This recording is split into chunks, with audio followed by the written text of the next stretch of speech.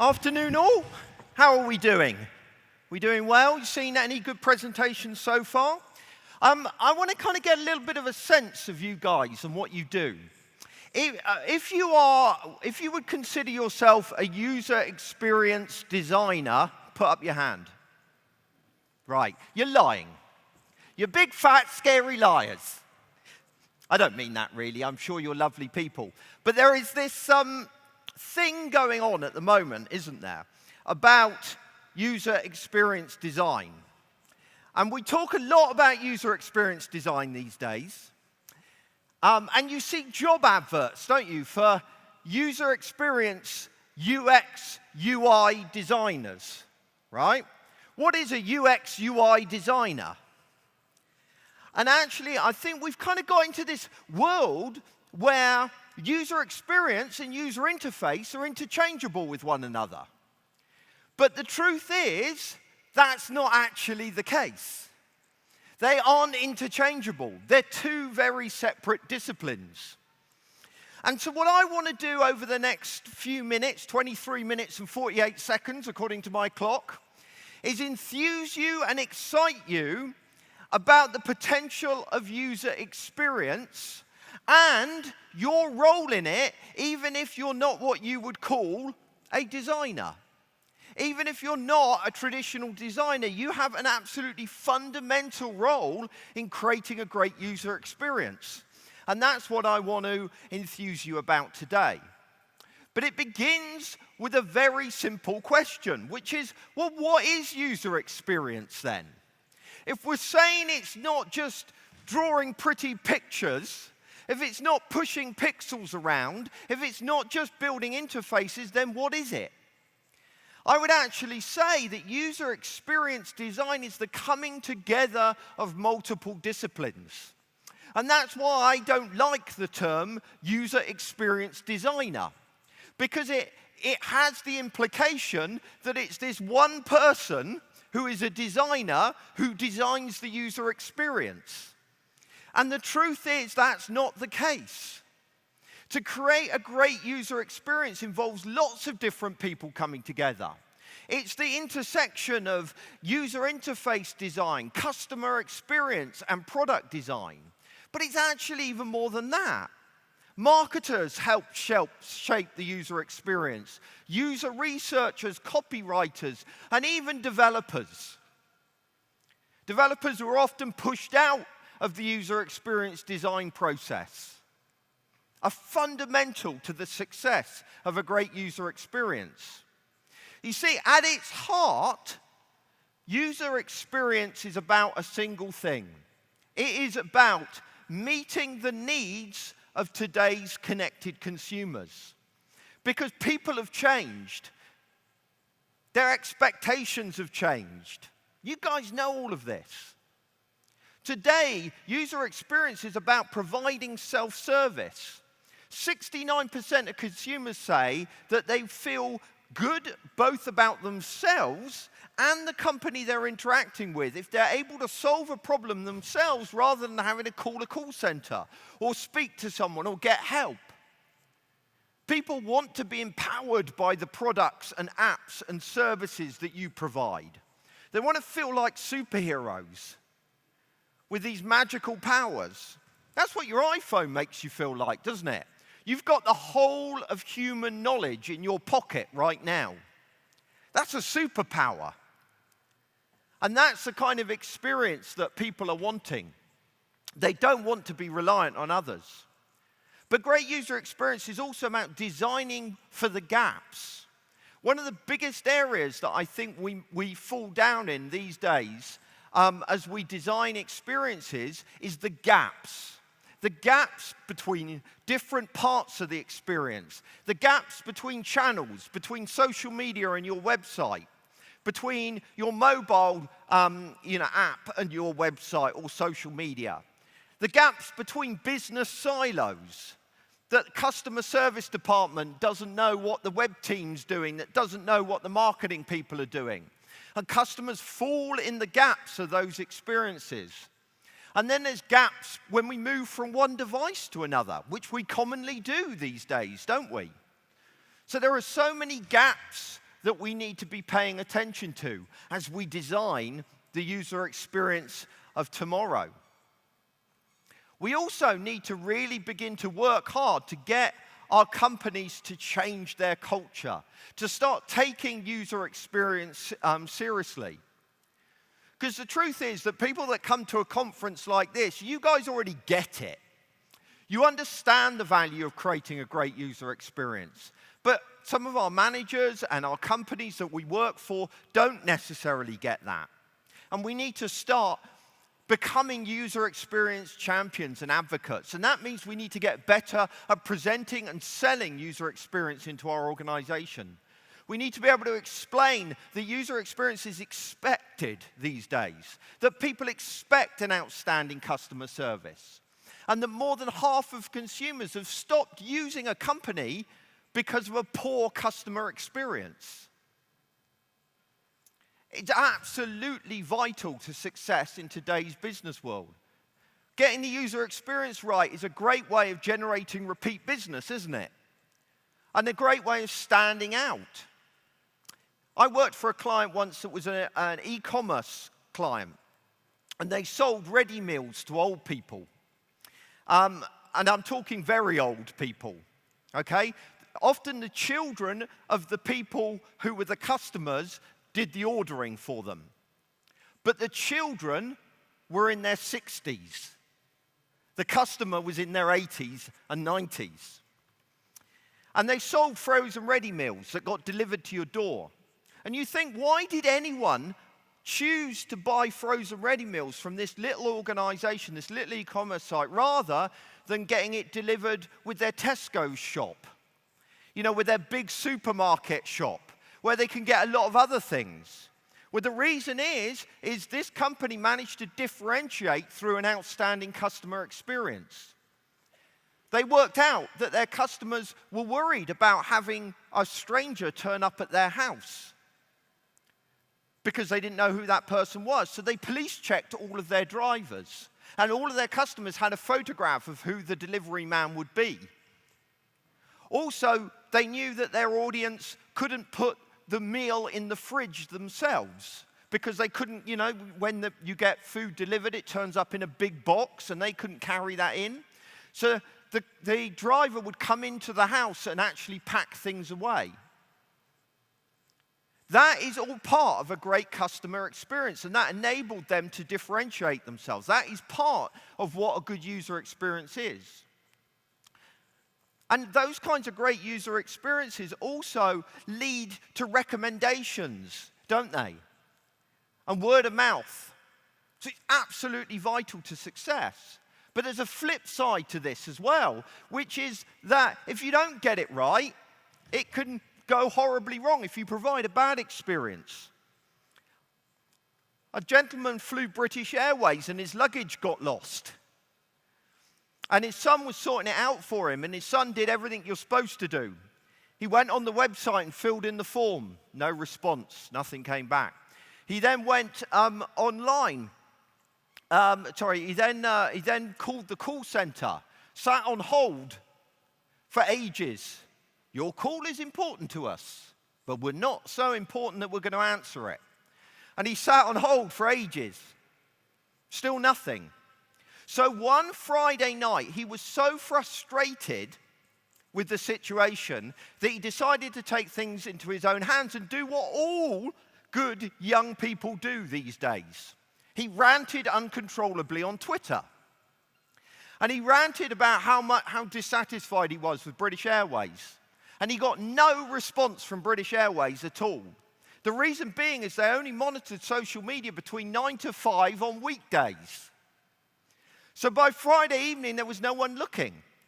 So he finally snapped, and he took out a promoted tweet, right? Paid money to take out this ad. Don't fly British Airways, their customer service is horrendous. Now that in itself is bad enough and embarrassing. But on Saturday, there wasn't a lot going on in the world of tech. Nobody ever announces anything on a Saturday, do they?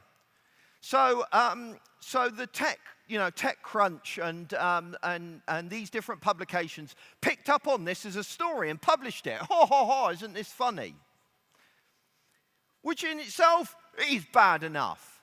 But then the British newspapers on Sunday, there was no much going on in the world. Nobody had bombed Syria recently. Donald Trump hadn't said anything racist. It was very boring. So what they chose to do is pick up on the story that was in TechCrunch and post that. So by the time the staff of British Airways came back in on Monday morning, they were faced with a major PR disaster, all because they provided a bad user experience. But it can be incredibly powerful tool too. Creating a great user experience and beginning to build a relationship with your customers can actually improve your products and services. You only need to look at something like Uber and the lessons that Uber have learned from interacting and learning from their customers. But the list could go on and on. But creating a great user experience means overcoming resistance. If you want to become a user experience champion in your organization, you're going to need thick skin. It's going to be hard. There's going to be barriers to overcome. But I'd encourage you to do it. Winston Churchill once said that success is going from failure to failure with no loss of enthusiasm. And that is the mantra on which I've built my life. and I've sat through many a meeting, repeating that endlessly in my head, hoping that it will help get me to the end of it. But if we want to become user experience champions, we need to start breaking down business silos, working collaboratively with people across our organization, spending time sitting side by side with people that have got no disciplines in common with you. Not just designers and developers sitting together, but designers and marketers with, developers and copywriters, all working closely and collaboratively together. We also need to move away from this project-based thinking that seems to be embedded in our organization. User experience is something that improves the more you observe users, and you don't really get good feedback from users until you've got something out in the marketplace. But the trouble is, in a lot of organizations, once something is launched, it's done. We need to break that kind of thinking. We need to stop treating user experience issues as a finite project. Instead, we need to think of it like a garden, that it improves over time. The more work we do with user experience, the more we tend it, the more we prune it, the more we look after it, the more it will flower. We also need to look at ending business as usual. We have so many ingrained behaviors in our companies that you're not even aware of. Things that you do out of habit more than consideration. I worked with a charity once that year in, year out used to do a big TV advertising campaign for years and years. And it used to be back in the day that you used to have the call to action on the TV campaign will be, ring us and make a donation. And then this thing called the internet came along, and so they just swapped out that last little call to action, go to the website to make a donation. And the years went by, and they saw the number of conversions slowly declining year on and year out, in. And they spent more money on advertising, more and more pouring in to try and turn things around. They were stuck in this pattern of doing what they'd always done. Of course, the problem was the website wasn't converting because it was crap. But they just continued in the same path they'd always done. And even when I presented them with solid numbers that said if you stopped advertising for 1 year, they were spending millions a year on advertising.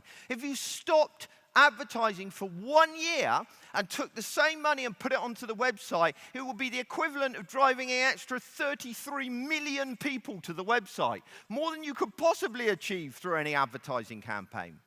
But no, they were stuck in their thinking. Are you stuck in your thinking? Are you challenging everything you do, or are you doing the same things again and again? For example, are you navel-gazing?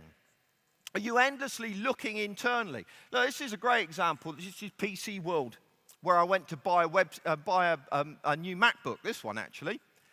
Went there to buy this MacBook. I knew exactly what I wanted. I made a decision. I'd gone to the website. It was obvious because I'd gone to the website. I wanted to buy something. I wouldn't have gone to the website just to hang out. Woo, this is a funky place to spend my afternoon. I went to the website with a specific task in my mind. I couldn't find what I was looking for because all the front page had was this big TV ad, this big banner advertisement. They weren't looking after users' needs. They were just pushing their agenda, their current campaign, their current way of thinking. So we need to get better at responding to users' needs. But that, of course, means educating management. And that's always tough, isn't it, to get your boss to understand all this stuff.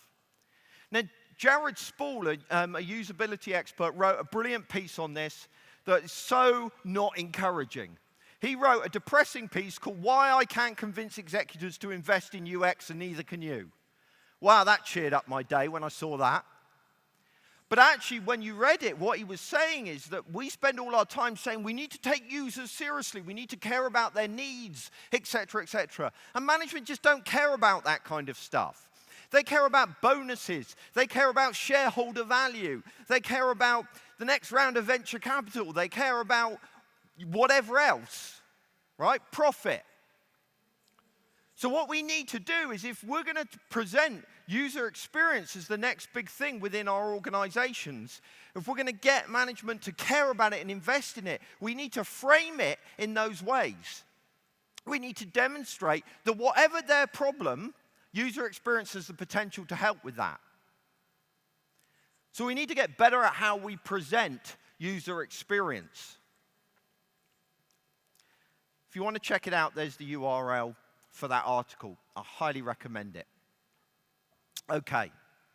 The other thing that I think is really important that I just want to emphasize here is the role of developers. Who's a developer in this room? Yeah, quite a lot of you. You always seem to get pushed out when it comes to user experience, right? But you have a profound impact on the user experience. You can really balls up the experience for users. Capture, convoluted passwords, form validation. The list goes on and on and on. So you need to make sure that you're at the table when it comes to user experience. And I'm going to talk about that a little bit more in my workshop tomorrow. Make sure that you are engaging in the user experience process. You're sitting in on the usability test sessions. You're getting in there from the beginning. I encourage you to push hard when it comes to user experience, to make sure you get a seat at the table. And it's not all just about the designer drawing pretty pictures. By the way, I used to be a designer, so I can be rude about them. Developers are a key component in creating a great user experience. Don't exclude them from the process. So where can you start with all of this? What's the next step in making this happen? How do you stop it turning into this? Well, for a start, you need to start understanding the tools of the trade when it comes to creating a great user experience. There's so many tools out there that can help, and I can't dive into them today, but I can at least point you at them. Tools like user journey mapping. Who here has done user journey mapping? Right. Find out about it. Read up about customer journey mapping. It is absolutely invaluable. One of the most useful tools you will have in understanding the user's experience and identifying ways that you can improve that. And I don't care whether you're a designer or a developer or whatever. This is a very pretty looking customer journey map. You can create the things in Excel if you're so inclined. I spoke at a project management conference and there was a cheer at that point. Strange people, project managers. Then, of course, there's user story cards. Who's used user story cards? Raise your hands. Again, another massively invaluable tool. Very simple statement. Three parts to it. I am, I want to, so I can. Instead of building new features and functionality on your website, frame them in terms of this. Right? You're not building an e-commerce checkout system. You're building a journey that fulfills this story card. Not this one, obviously. This is, a maniac story card. Then, of course, there are empathy maps. Another really useful tool in understanding how users think, what they're trying to achieve, where they're going. These kinds of things should be built into our processes. We should become user champions, championing them every day to make looking at the user experience a fundamental baked-in part of everything we do. But designers stop there. That's their tool set we've looked at. But we've already established that we believe that user experience is more than that. So we need to start delving deeper. We need to start plugging gaps between those platforms. I've got an app, a banking app, and it does a great thing to plug a gap between two platforms. Okay? I log into the app, right, with my PIN number, and I go and look at my account. And I see in the account there's something that I'm not quite sure about, a payment that I didn't think I approved. So I need to speak to somebody. Now, normally in that scenario, what I would then do is, using the same phone I've logged in for, I would dial into the telephone people, sit on hold for a bit, and then I would have to re-authenticate myself and say who I am, and prove that I'm me. But because I've already logged into that app, I can press a button in the app, and it already has authenticated me and connects me directly to someone in the call center. They've bridged that gap between those two experiences. Those kinds of things we need to be looking for and focusing on. We also need to start thinking beyond the screen as well. Thinking about users' concerns, whether it be in the emails they receive, or your return policy, or your security, or your privacy. Now, I'm a little embarrassed to say that I once worked with an unusual client. They're called Love Honey, and they sell sex toys. Now, Love Honey were masters of the user experience and creating a great user experience. They knew that if you were going to order a sex toy from an e-commerce site, that there were a lot of things you cared about that were nothing to do with the user interface. Things like, what was going to appear on my credit card? And is this going to kind of fall apart when it's delivered by the postman? Is it going to start vibrating when the postman hands it to me? What's the labeling going to be like on the envelope? Will my nan be able to see I've just bought a sex toy? So they address all of these things on their website. They've got a great video that shows these sex toys being packaged up. They show what will appear on your credit card. That is good user experience, thinking beyond just the interface and embracing the wider thing. And as a slight aside, there's a great book called The Best Interface is No Interface that goes a step beyond even that and starts saying, how can we make our interactions with systems invisible, intuitive? There's a great, I can't remember which brand of car it is, that now if you've got your key in your pocket, right, but you've got a handful of groceries that you need to put in the boot, if you kick the back of the car, it detects the phone in your pocket and opens the boot. So you don't have to get your key out to put it in. That's good user experience. That's using sensors. The other great one is, I'll show it to you, is DPD. DPD is a livery company here in the UK. And they put GPS in every single vehicle, okay? So they'll give you an hour slot when they're going to deliver, which in itself is pretty impressive, but they'll also go a step further than that, and they'll tell you where the vehicle is. You can look it up on a map. So then suddenly, you know whether you've got time to go to the toilet with fear of not missing the delivery. Perhaps that's just me that has that problem. I've reached that age. So those kinds of tools are just as important. And what's really good about the DPD example is it's saving users time. And time is one of the most valuable commodities we can save people, more even than money these days. If you could save a user time, you're going to be their hero. But if you waste time, you're going to be dead to them. We need to start fighting for better products. Airbnb is a great example of this. So often we work with the constraints that were given, but Airbnb didn't. They decided to hire professional photographers to photograph every single one of the properties that they were promoting. Can you imagine the cost of that? But it paid off. It made their product better. More people booked Airbnb locations. That was the point that they took off. But more than that, it attracted more hosts than ever before because it looked like they were investing in the host as well. And people made the effort to clear up their place of work as well. We could go deeper, people. We could go further in user experience than the user interface. We can look at the touch points that people interact with, email, text, call centers. There are so many more touch points than just the website and the mobile app. We can look at our organizational structures, how we need to make profound changes to the way that we organize ourselves internally to make a difference. And we can look at transforming our culture through incentives, assessment criteria, training and education. We should be champions of user experience by running workshops, introducing service manuals, prototyping, testing, collaborating, bringing our colleagues on board. This is a deep rabbit hole that will take you way out of your comfort zone of what you think your job is. But somebody needs to do it. And if not you, then who? Thanks very much for listening.